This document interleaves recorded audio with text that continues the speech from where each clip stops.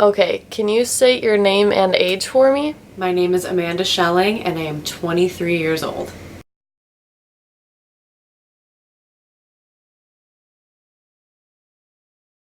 Can you tell me the first time you started realizing that you had an anxiety disorder? I had my first panic attack on the day of the Breaking Dawn Part 1 from the Twilight Saga when I was a sophomore in high school. And I just remember on my way to the movie theater, I was like, something is really off. But then like as I've grown up, I realized that I've had like symptoms of anxiety and different things basically throughout my whole life because I was a really scared child. Do you know what caused it on your way there, or did it just randomly?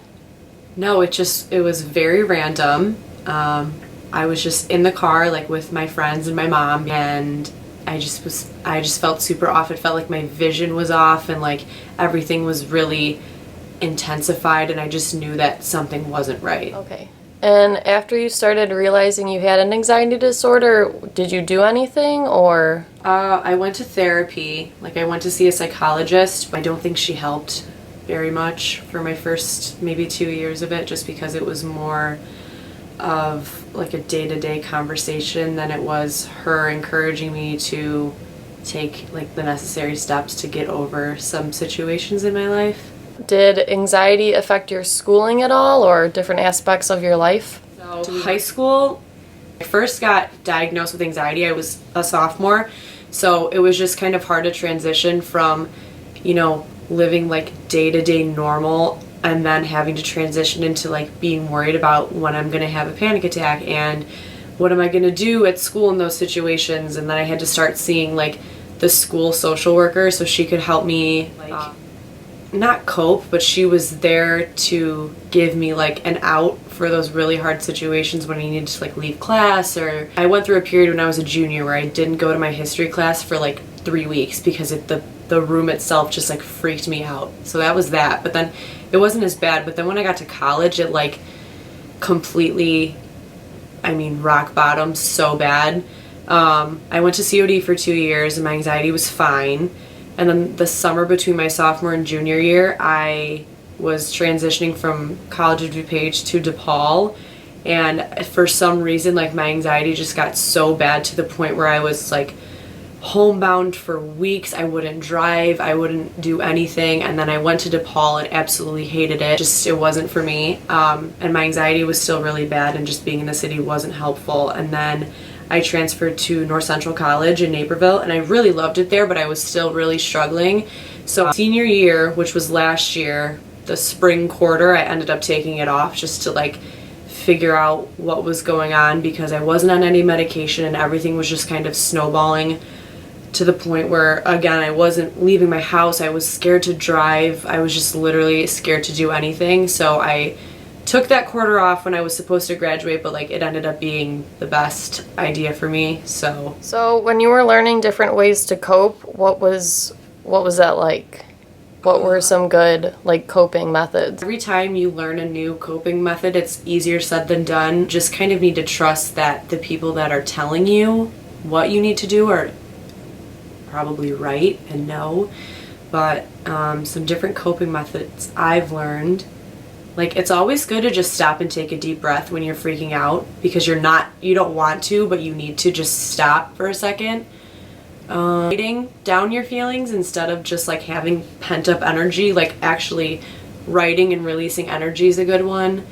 When you like name out your 5 senses and you go through like 5 things you can see and 4 things you can hear and 3 things you can touch, and then so on with your smell and your taste. That's just everything you can do to ground yourself instead of being caught up in whatever you're freaking out about or the panic attack that you're having. Just anything you can do to take 1 second and try to divert your mind to a different place are like the best things you can do.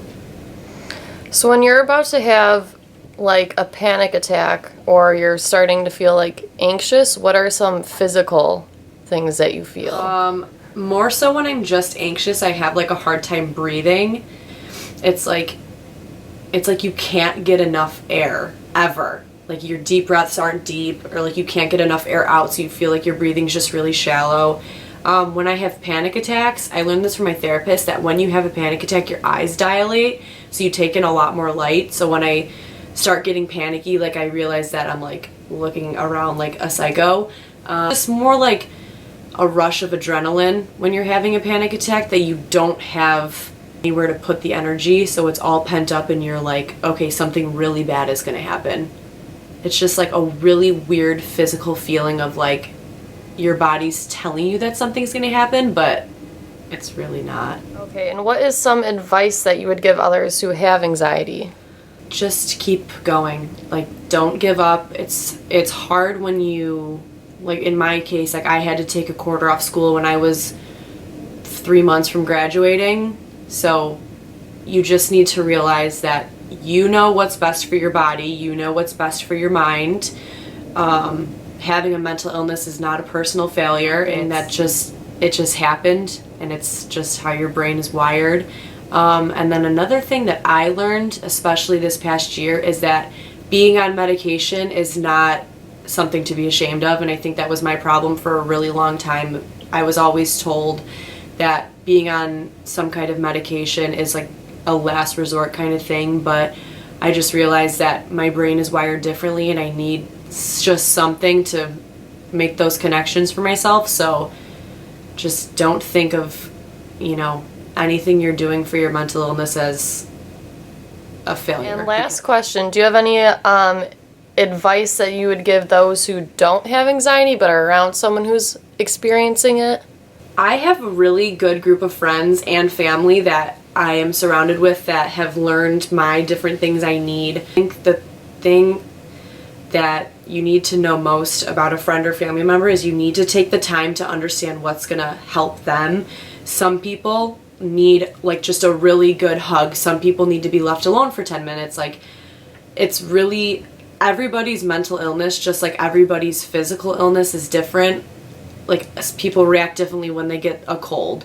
So you just need to know how each person wants to be helped and make sure that they know that you are a place that they can come to for open communication and support, and you're not going to be judging them or saying, oh, just get over it, because it's like extremely hard to just get over it. So be a good support system for a friend.